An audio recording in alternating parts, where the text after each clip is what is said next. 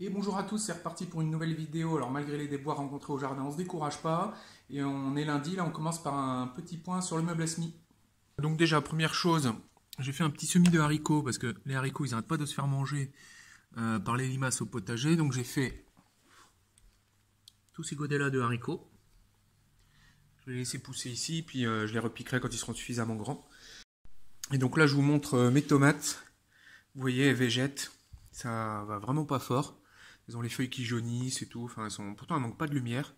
Et c'est vraiment, je pense, ce qui a fait que mes semis n'ont pas marché cette année, que mes tomates étaient trop faiblardes et tout. C'est vraiment le terreau qui était pas bon. Je pense que j'ai récupéré du terreau de l'année dernière. Et je referai pas la bêtise. Hein. Je pense que je rachèterai du terreau vraiment dédié aux semis de l'année même pour faire mes semis. Parce que là, les tomates, elles n'ont pas apprécié. C'est vraiment c'est la première année que ça me fait ça. Donc à vouloir faire de l'économie, ben, en fait, on finit par tout saccager. Donc voilà, normalement ça c'est pour la science, hein, c'est pour voir si c'était bien ça, mais ça se trouve les plants je vais en avoir besoin parce que aujourd'hui encore il n'arrête pas de flotter, ça pleut non-stop, non-stop, il fait froid, donc ça se trouve les plants que j'ai repiqués hier, ben, ils vont à nouveau dépérir de froid et bah voilà, de ce temps qui est vraiment pas de saison, hein. C'est un peu, c'est compliqué cette année, hein. Bon, enfin voilà, je vais repiquer ça et puis on va voir si effectivement derrière ça repart. Ce sera toujours intéressant de voir si c'était bien le terreau qui posait problème. Ok, donc toutes les tomates sont dépotées. J'ai mis le terreau au compost, hein, ça partira au jardin. Et je vais essayer de les rempoter. Alors je pense une moitié dans ce terreau là, c'est vraiment du terreau à semis pour les semis. Et puis une autre partie dans ce terreau là. Voilà, on va voir si ça arrive à repartir, et si c'était bien un problème de terreau, et si effectivement du coup il faut que je consacre un peu plus d'attention au terreau que je prends pour mes semis. Ok, donc voilà, c'est planté, enfin c'est repiqué, c'est arrosé, donc voilà, on a que de la cœur de bœuf, donc si je pouvais les sauver ça tomberait bien, parce que j'ai pas retrouvé de cœur de bœuf au magasin, et c'est la tomate qu'on préfère, donc si je pouvais en avoir quand même ça serait cool. Et puis bon, je leur trouverai une place au potager, hein, même s'il n'y en a plus. Je vais bien trouver un endroit dans le jardin où les mettre. Et donc voilà, ça va faire une bonne expérience, on va voir si elles repartent. Donc voilà, ici le terreau à semis, et là le terreau plus grossier, pas spécialement à semis. Voilà, qui est quand même plus, à mon avis, ce qu'il faut utiliser pour faire du repiquage. C'est un peu utiliser du terreau à semis pour faire du repiquage, c'est peut-être un peu du gaspillage. Enfin bon voilà, ben, on va voir ce que ça donne, si ces tomates arrivent à repartir ou pas.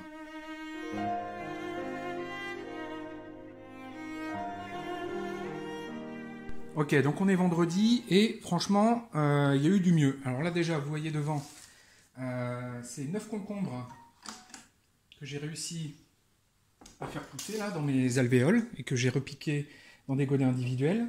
Là j'en ai encore 5 derrière qui arrivent. On voit que les tomates sont reparties du feu de Dieu, elles sont super belles. Les avoir rempotées là, franchement ça leur a plu. Alors au fond on voit que les haricots à rames là ont super bien poussé. Idem pour les 3 godets du bas là. Au niveau des semis, bon, j'ai pas mal de ratés, enfin des ratés, je sais pas où, en tout cas des choses en retard. Tout ça, ça a été planté il y a 10 jours. On voit par exemple que pour les poirées, là, c'est quand même très épars la levée. Là, j'ai encore des choses qui sortent. Mais bon, beaucoup d'alvéoles ont été vidées pour être mises en dessous. Donc beaucoup de courges et de courgettes. Donc par contre, les haricots nains, c'est des vieilles graines qui visiblement sont vraiment trop vieilles, ça germe pas. Donc ce que j'ai fait, c'est que j'ai racheté un paquet de graines. Au fond, là, j'ai enfin des cosmos qui ont germé, une petite capucine en plus qui revient. Donc le basilic, des marguerites. Et alors devant les épinards qui sont pas sortis, mais bon, ça fait 10 jours que j'ai planté. Et de ce que j'ai vu, les épinards, il faut 15 jours pour que ça germe. Donc voilà, les épinards, on va attendre encore un peu.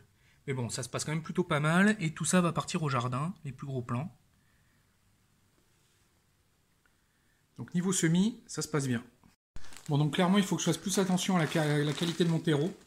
Donc voilà, du coup, je me suis rééquipé. J'ai racheté du terreau pour le repiquage, histoire de pouvoir finir la saison. Et j'ai également acheté ça. Alors, je ne sais pas si on voit bien l'image. Une sorte d'engrais. Alors, c'est des petites billes qui permettent du coup de rajouter un peu d'engrais dans les godets quand ils commencent à se fatiguer, surtout pour des plants qui restent longtemps dans le meuble à semis. Donc voilà, je pense que je vais essayer d'en mettre un petit peu au pied de chaque tomate.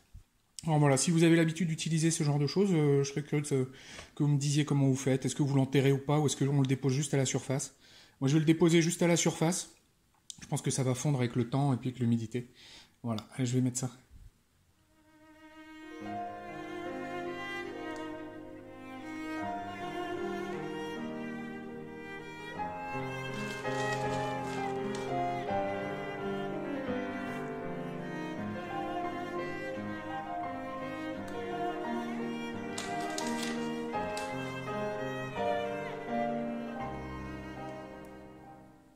Donc voilà, j'ai mis des petites billes, on dirait un peu des bonbons, hein.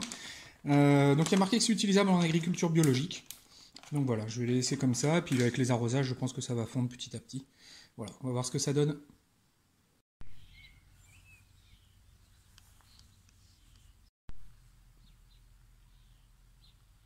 Bon, donc là on se retrouve au jardin, et là je vous avoue que j'ai le sourire parce que, c'est parti, les affaires reprennent. Je vais vous montrer tout ça. Alors au niveau des fraises, j'ai 0 dégâts, et il y a des fraises bien rouges, bien mûres partout. Donc on va ramasser ça. On va se faire plaisir, je dois pouvoir ramasser quasiment une barquette, je pense. Donc voilà, ça fait des années que j'ai pas réussi à avoir des fraises. Donc le filet, il a vraiment fait le travail, il les a protégées. Et donc voilà la récolte de fraises. Et alors c'est étrange parce que celui qui a le plus donné, c'est celui-là. Et en fait, ils sont 2 dans le même trou. Et du coup, je suis en train de me demander si je pourrais pas mettre 2 fraisiers par trou, histoire de concentrer les récoltes. Là, je regardais la série Les Fermiers de Jean-Martin Fortier, là. Il se lançait dans les fraises. Et notamment, j'ai vu comment il fait ça dans des jardinières suspendues, en fait. Et j'ai vu comment il serrait les fraises, et en fait, il les mettait quasiment un fraisier tous les 10 cm. Donc, ça vaudrait peut-être le coup d'essayer d'en mettre 2 par trou. Je me demande si, du coup, ça produirait pas 2 fois plus. Alors, pour les fèves, toujours pas de récolte. C'est toujours, c'est extrêmement serré, hein, comme vous pouvez le voir. J'essaie de regarder un peu à l'intérieur.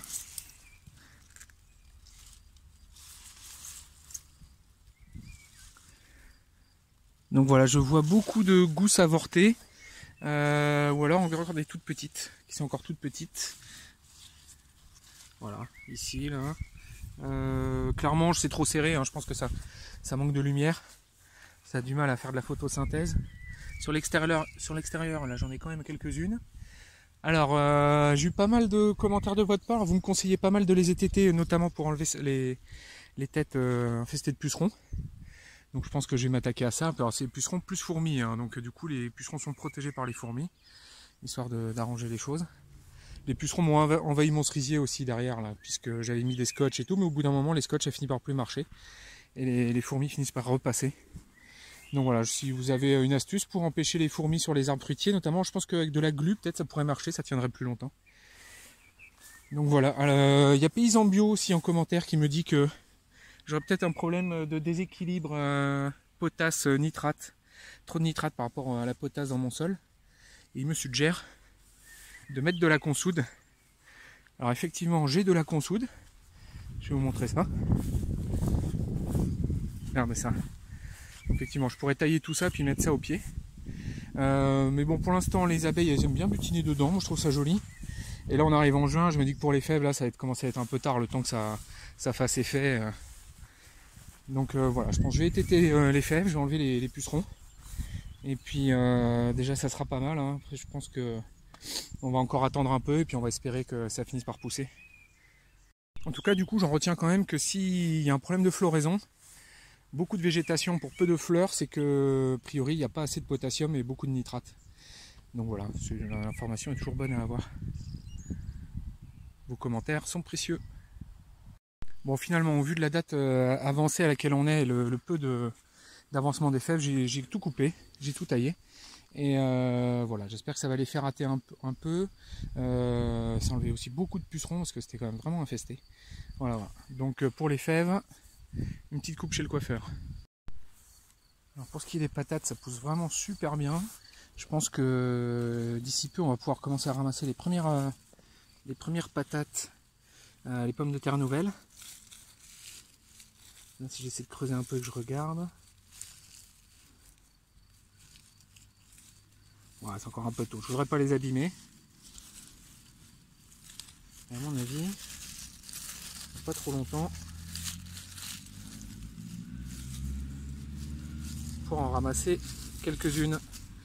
On va faire les premières frites de l'année avec les pommes de terre nouvelles du jardin, c'est les meilleures. Alors j'ai eu des commentaires de votre part comme quoi j'ai vraiment pas assez épais de paillage au pied de mes plants. Alors c'est fait exprès hein, au début de la saison. Alors j'en avais mis épais et en fait c'est dingue à la vitesse à laquelle ça s'est fait manger. C'est-à-dire que mon sol est quand même extrêmement vivant, le paillage a fondu. Par exemple je vais vous montrer une plate-bande comme celle-là. Là. Il y avait 20 cm de paillage à un moment. Hein. Et vous voyez là, ça a fondu extrêmement vite, hein, il ne reste plus grand-chose. Donc il se fait manger le paillage. Hein. C'est l'idée hein, d'ailleurs, ça nourrit le sol. Mais bon voilà, je vais attendre un peu avant de recharger, c'est-à-dire que le paillage là, je le mets de côté, le nouveau paillage que j'ai. Je vais laisser pousser un peu tout ça, puis une fois que ça aura poussé, là je rechargerai un bon coup. Je préfère pour l'instant que ça prenne bien l'eau, la chaleur, le soleil. Il y a quand même un petit peu de paillage, hein, c'est pas non plus à nu. Et dès que voilà, ça sera bien parti, tout ça, là j'hésiterai pas à charger. Et donc pour ce qui est des plants de la semaine dernière, vous voyez c'est quand même pas trop mal parti du tout. Bon j'ai eu quelques dégâts quand même, j'en ai perdu quelques-uns. Peut-être le chat qui a fait des siennes, je pense que les limaces aussi ont été extrêmement agressifs cette semaine, surtout en début de semaine où il a plu énormément. Donc voilà, là par exemple j'ai eu des morts là ici. Il doit me manquer 3-4 tomates et puis là par exemple il me manque une aubergine. Là par contre les aubergines, vous voyez, elles sont encore toutes petites. Hein. Là pareil, il manque une aubergine ici. Ah non, elle s'est faite enterrer. Alors voilà, j'ai peur aussi qu'il y ait le chat et les oiseaux qui m'enterrent les plants. Et alors vous voyez un peu les dégâts quand même des limaces là. Donc bon, il va falloir que je charge en fer à molle. Faut pas que j'hésite là, parce que si je veux garder mes plants, là il faut que je les protège. Hein. Surtout les aubergines, j'ai l'impression que les limaces en sont quand même très friands. Donc ici de ce côté là, ça va pas trop mal. Bon, vous voyez, j'ai rechargé un tout petit peu en paillage. Bon, j'ai des patates spontanées qui sont sorties, je les laisse. Hein. Regardez ça, celle-là elle est belle. Hein. Ce serait dommage de ne pas la laisser pousser. Là voilà, les tomates.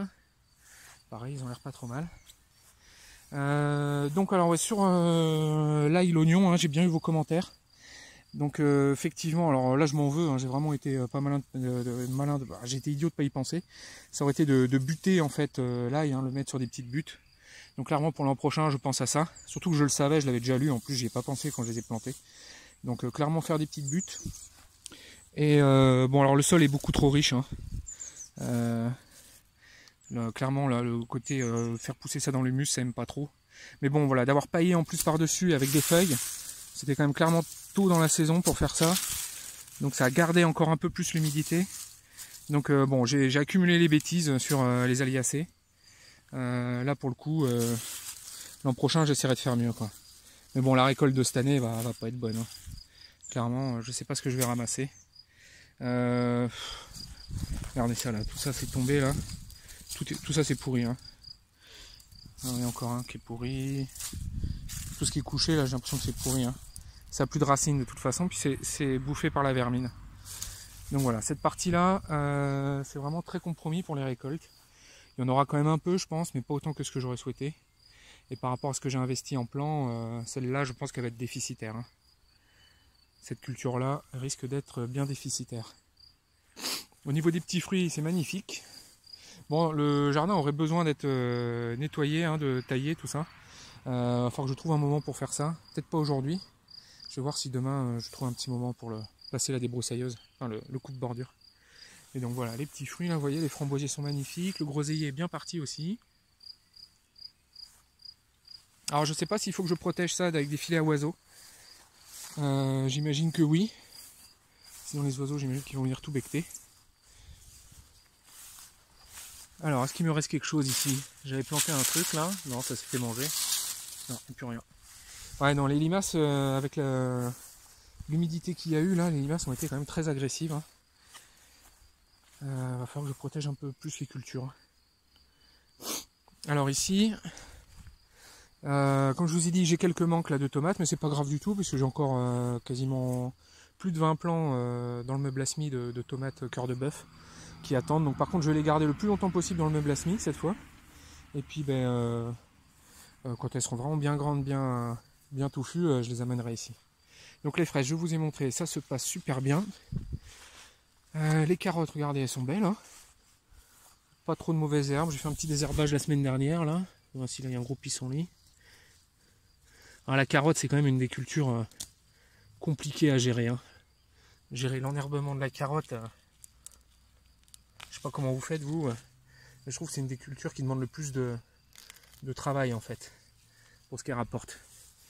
En termes de récolte. Mais bon, des bonnes carottes du jardin, ça fait quand même plaisir. Et puis on a quand même toujours du mal à avoir une planche vraiment entièrement remplie de carottes. Alors c'est là pareil, je regarde un peu les méthodes de Jean-Martin Fortier, comment il fait avec son pyro-désherbage et tout et tout. Bon voilà, il a accès à des outils qu'on n'a pas en jardinage dans un potager, mais c'est intéressant hein, ce qu'ils font. Hein. Alors, on continue sur les petits pois. Alors les petits pois, ils sont magnifiques, hein, ils sont immenses. Je vous laisse regarder ça. Alors, ils sont pleins de fleurs pour l'instant. Il y a quelques petites gousses qui apparaissent, les premières. Mais pour l'instant, on n'y est pas encore. Ça va pas tarder, je pense. Mais on n'est pas encore du tout à la récolte. Hein. Alors, quand ça va être le moment de récolter, là, ça va être la régalade. Alors, au niveau des salades, ça se passe super bien. Voilà, tout pousse tranquille. Beaucoup d'attaques de limaces quand même, hein. Toujours. De ce côté-là, ça va. Alors, mes radis à la volée, vous voyez, ça marchait super bien. Par contre, faudrait après, je vais être bon pour là pour le coup soit couvrir, soit faire quelque chose parce que c'est en train de s'enherber à vitesse grand V là. Donc je récolte les radis et après, je vais pouvoir soit désherber, soit biner ou quelque chose, mais là, ça va s'enherber extrêmement vite ici. Les blettes là, qui poussent tout doucement. Ça prend vraiment son temps pour le coup. Voilà, regardez, le genre de dégâts que j'ai, ils se font déterrer. Ça, je pense que c'est le chat. Hein.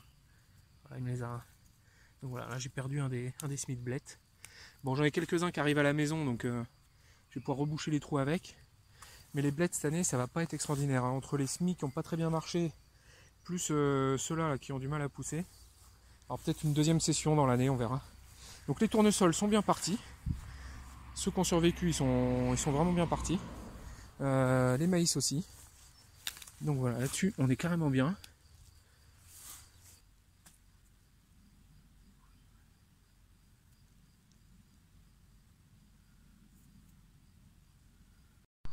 Ok, donc au niveau des courges, là c'est vraiment bien parti pour le coup. Cette fois-là, c'est la culture est lancée. Alors le souci que j'ai quand même avec l'histoire de la bâche, c'est que dans les trous, j'ai les feuilles qui pataugent. Alors j'hésite presque à faire des trous, juste des tout petits trous là où il y a les flaques, pour que au moins à cet endroit-là l'eau s'évacue, pour éviter que ça s'accumule, que ça stagne.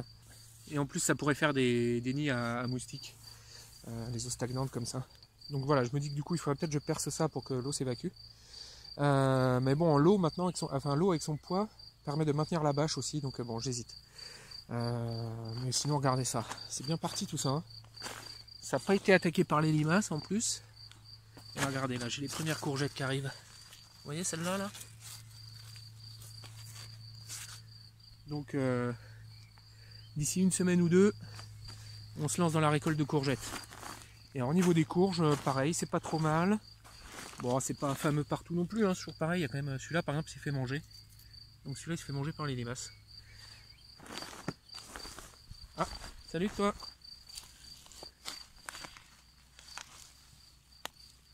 Ah, mais tu m'abîmes la bâche, toi, regarde ça.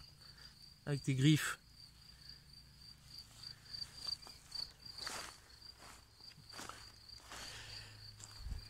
Et bon, voilà. Toutes les courges, là, ça se passe plutôt bien.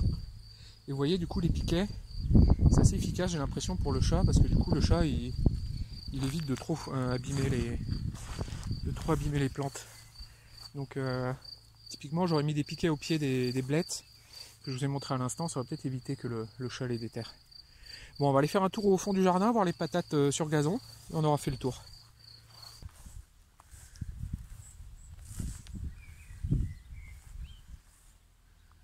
Bon, j'ai repassé un coup de tondeuse là aujourd'hui.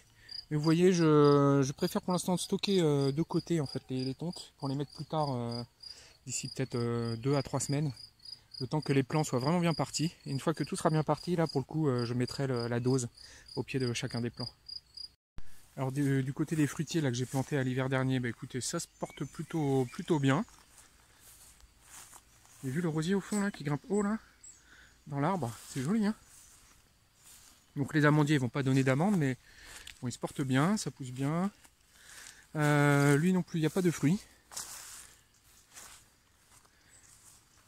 Lui par contre, là, les nectarines, il y en a pas mal hein. Il a été généreux. Le raisin il est bien parti également, avec le chat en arrière-plan.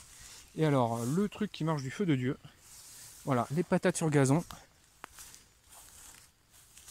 Voilà, c'est joli comme tout, ça a marché super bien. Donc là c'est pareil, hein, quand j'aurai un peu de tonte supplémentaire, je rechargerai, parce que les tontes sont mangées à une telle vitesse que si je recharge pas régulièrement, les patates vont se retrouver à l'air libre. Mais si par exemple je prends une patate et qu'on essaie d'aller voir au pied qu'est-ce qu'il y a,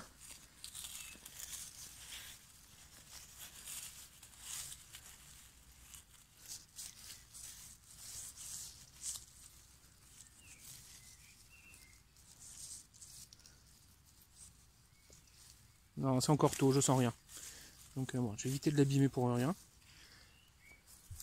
Mais bon voilà, tout ça, ça marche super bien. Donc la saison est bien repartie. Je vous avoue que ça fait plaisir là, ça commençait à être compliqué là, toutes ces semaines d'adversité rencontrées. Ça fait plaisir d'avoir une semaine où il y a des bonnes nouvelles. Alors pour mes semis, plutôt que ma fenêtre à l'étage que je vous avais montré là-haut là, j'ai peut-être trouvé encore mieux.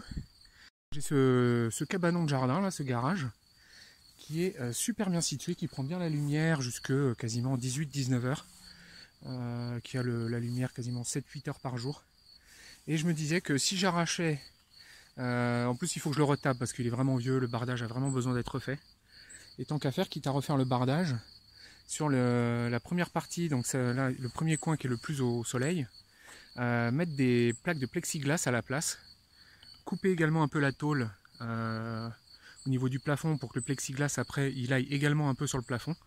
Et après derrière du coup, installer des étagères de taille dégradée pour que la lumière rentre bien sur toutes les étagères. Et puis après mettre des rideaux et puis un thermostat automatique sur une prise qui déclencherait un petit radiateur dans le cas où la température descend trop bas.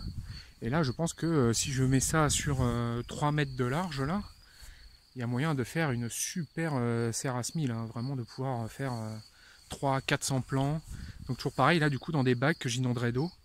Et il y aurait vraiment moyen là vraiment de produire beaucoup de plants. Donc l'idée ce serait peut-être de faire un peu plus grand que ce dont il y aurait besoin, enfin même beaucoup plus grand, au cas où, on ne sait jamais, parce que moi j'ai quand même de bonnes envies de m'agrandir. Voire par exemple, des fois je caresse l'idée de me mettre à 80% pour faire un peu de légumes sur le jour que j'aurai dégagé en termes de travail et tout. Enfin, on ne sait jamais. Donc voilà, autant voir large. Si je mets 3 mètres de plexiglas, alors le plexiglas c'est un peu cher, mais bon, 3 planches de plexiglas, il y en a pour 120 €. Plus un peu de bois derrière, un peu de visserie et tout. Pour 200 €, je pourrais me faire une super serre à semis. Donc voilà, je pense que ça va sûrement être un des chantiers à venir, peut-être cet hiver, ou en tout cas avant le printemps prochain. Donc l'idée, ça serait vraiment de continuer à faire les petits semis dans mon meuble à semis au milieu du salon. Et dès qu'ils ont grandi un peu, que j'ai besoin de faire de la place, pour éviter d'aller les foutre au jardin alors qu'il fait encore trop froid et de tout perdre, comme cette année, eh ben de les faire temporiser ici, plus du coup faire des semis que je faisais pas jusque-là, donc petits pois, haricots, enfin vraiment tout faire en semis quasiment, pour vraiment, même les épinards, pour vraiment avoir une production au jardin qui serait au top là. Donc ouais, imaginez là, 3 mètres de plexiglas là, et avec derrière les vitres là, des étagères et des semis sur les 3 mètres là, ça serait magnifique. Alors parmi les commentaires que j'ai eu, il y en avait un qui était très intéressant, que vous n'avez sûrement pas vu, parce que vous ne lisez pas les commentaires entre vous, j'imagine. Donc du coup je vous le propage, parce que c'est Paysan Bio qui m'a mis un commentaire qui expliquait que quand on repique les plants, il faut éviter de faire en sorte que le feuillage touche le paillage, parce que ça pourrait déclencher ce qu'il appelle un choc osmotique. Il y a un problème de différence de pression entre les cellules du feuillage et les cellules du paillage, enfin l'eau qui y aurait à l'extérieur, et qui pourrait faire éclater les cellules. Et effectivement, c'est le genre de truc qu'on peut constater quand il fait très humide, qu'il pleut beaucoup. Les plants, ils n'aiment pas du tout avoir les feuilles collées au paillage. On le voit bien, c'est là qu'ils blanchissent et qu'ils deviennent tout faibles et puis deviennent tout mous. Donc voilà, c'est intéressant quand on repique les plants, surtout s'il fait humide et qu'il pleut beaucoup, éviter de faire en sorte, faire en sorte justement que les feuilles ne touchent pas le paillage, quitte à écarter le paillage, pour éviter justement ce qu'il appelle un choc osmotique.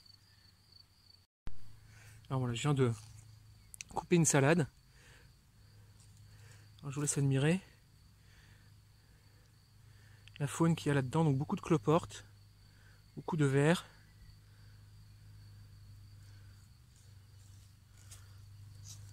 Donc ça c'était abrité sous la salade, hein, donc voilà encore un. Voilà, beaucoup de cloportes, regardez des petits vers encore. Alors c'est des bébés, hein. Ils sont encore jeunes, ils sont tout petits. Donc j'imagine que c'est des bébés. Donc voilà, ils trouvent quand même à manger, tout ce petit monde là, ils sont contents. Et donc c'est eux qui me dégradent la matière organique. Là si je mets ma main là dedans là, vous voyez là, ah, regardez par contre, voilà. Ça c'est le jeu, voilà ce que je sors. Mais bon, j'ai vraiment aucun mal à le sortir par contre, vous avez vu, j'ai tiré dessus, il est venu tout seul. Vous voyez là j'enfonce ma main sans problème, hein, jusque là. Donc jusque là, par contre j'atteins la couche d'argile. Et là je sens effectivement le réservoir d'eau dont je vous parlais déjà les autres fois. Je sens beaucoup d'humidité. Et là, voilà. Dès que je vais chercher l'argile, hein, vous voyez, c'est vraiment de la pâte à modeler. Hein. Donc c'est une terre, bon c'est ma terre, hein, elle est comme ça. Ça a ses avantages aussi, hein, comme je vous dis. Du coup ça fait des réserves d'eau assez impressionnantes. Mais par contre du coup ça veut dire que j'ai un hydromorphisme important. Et que dès qu'on atteint 20-30 cm de profondeur, c'est complètement inondé et c'est une sorte de mur infranchissable quoi, pour une racine. Donc ça ne permet pas de faire des cultures qui font des racines qui descendent en profondeur, je pense. Enfin, c'est ce que j'en déduis. Ok, donc aujourd'hui je suis venu avec ça. Donc un petit godet diplômé que la petite avait semé pour son anniversaire. J'avais fait une activité, tous les enfants étaient partis avec 2 petits godets de semis, ça avait vachement plu d'ailleurs, ils avaient vachement apprécié. Et ma petite, elle avait fait de la menthe et des hippomées. Alors les hippomées sont prêtes à être plantées, je vais les mettre au jardin. Donc là j'ai également 5 courges et j'ai également amené des graines de courgettes. Là je pense que je vais les semer directement dans les trous. Je vais mettre du terreau puis je vais semer en direct dans les trous pour essayer de combler les derniers trous qui manquent dans la planche de courgettes. Pour la planche de courge par contre j'ai encore beaucoup de choses qui arrivent au niveau du meuble à semis, donc là je pense que je vais faire avec des plants du meuble à semis. Ok, donc voilà, j'ai ressemé des graines dans les trous de courgettes vides. J'ai repiqué 4 nouvelles courges ou 5 nouvelles courges. Voilà. Et donc tout ça prend forme. Il me reste, donc côté courge, il me reste 10 places de libre. Et côté courgette, j'ai repiqué 4 trous. Voilà. Donc à moins que j'arrive avec des godets à nouveau prêts. Voilà, je vais essayer de refaire ça en semi direct. En direct en pleine terre. Voilà. Et les courgettes qui vont arriver bientôt là. Là c'est parti, hein.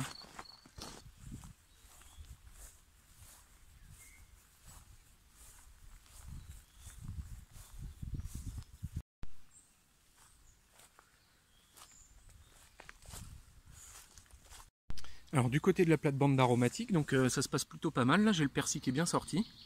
Là ici je vais mettre le basilic là, qui est en train de pousser tranquillement dans le meuble à semis à la maison. Quand il aura bien poussé, je l'implanterai ici. Donc là la ciboulette qui est bien partie. La boule de thym là qui est en fleurs, ça sent magnifiquement bon. Là je viens de mettre les mains dedans, là c'est super agréable. Et donc je reviens d'un vide-grenier où j'ai trouvé un petit producteur du coin là qui fait des petits plants à pas cher. Donc une belle rhubarbe là à 2 € là que je vais aller mettre au potager. Et donc un plant de sauge et de la menthe aussi. Donc du coup ça va aller s'installer là-bas derrière. Je vais mettre la menthe au coin, puis je vais mettre une planche pour l'éviter de trop se répandre, pour vraiment l'empêcher de drageonner partout. Je vais mettre la sauge ici je pense. Et puis voilà, je vais installer ça. Ok, donc voilà, c'est mis en place. J'ai mis ma menthe et ma sauge là derrière. Vous voyez la menthe là, j'ai planté une planche en bois pour l'empêcher de trop se répandre. Espérons que ça fonctionne, que ce soit suffisamment profond. Et donc voilà, j'ai plus qu'à arroser un peu. Et puis la rhubarbe, là je vais aller la mettre au potager. Ok, donc voilà, j'ai implanté ma rhubarbe à côté de celle que j'avais déjà. Donc voilà, j'ai 2 plants de rhubarbe au milieu des plants de petits fruits. Désolé pour la voix là, mais je fais des allergies là en ce moment, c'est terrible.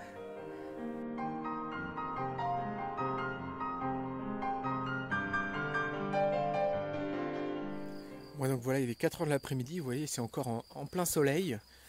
Ça serait vraiment un endroit parfait pour faire des semis. Vous imaginez là, 3 mètres sur la longueur, en plexiglas. Et des fois du coup, je me prends à rêver. Vous voyez là, j'agrandis cette zone là. J'arrache les barrières, et je les amène jusqu'à moi. Et pareil sur la droite là, enfin, sur la gauche. Et donc du coup j'agrandis le potager de toute cette zone. Donc en fait je double sa surface, voire peut-être même un peu plus. Et puis je me mets à 80% au travail. Et puis je passe une journée par semaine en fait à faire le potager. À devenir maraîcher, on va dire à 20%, 25% du temps. Et puis je vends ça au travail, aux collègues, en plus de me nourrir ma famille et moi. Ça pourrait être sympa. Voilà, c'est le genre de choses auxquelles je réfléchis. Par contre, j'ai encore beaucoup de choses à apprendre quand je vois les conneries que je fais. Comme sur les aliacées, tout ça, il y a quand même beaucoup de choses à apprendre.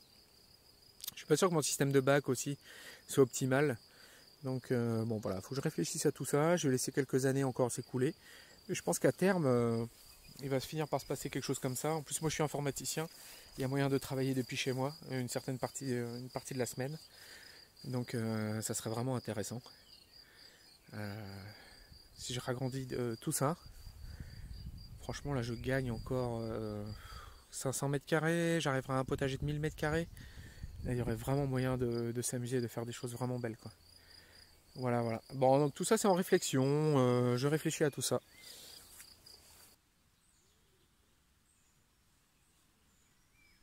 Surtout chaque année quand les beaux jours arrivent, ça me titille encore plus. Et là, effectivement, on n'a pas envie d'aller au travail, hein. Moi j'ai envie de travailler ici. Hein. Mais bon, voilà. Si vous me posez la même question en novembre ou en février, j'aurai peut-être pas la même réponse. Donc voilà, c'est compliqué.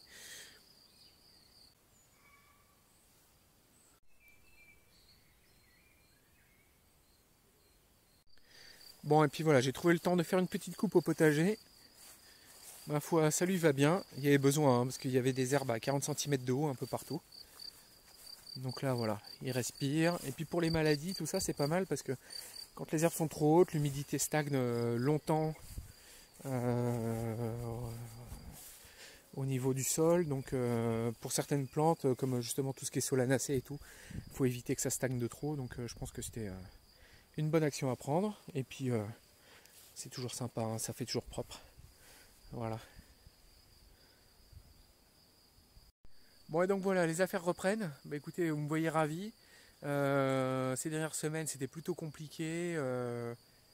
J'étais assez désespéré, enfin désespéré, n'exagérons rien, mais enfin bon voilà, un peu dépité. Et là de voir comment la situation se reprend, là en plus ils annoncent du 30 degrés. La semaine prochaine, là il vient le week-end de l'Ascension, on va avoir 4 jours, je vais pouvoir profiter du jardin.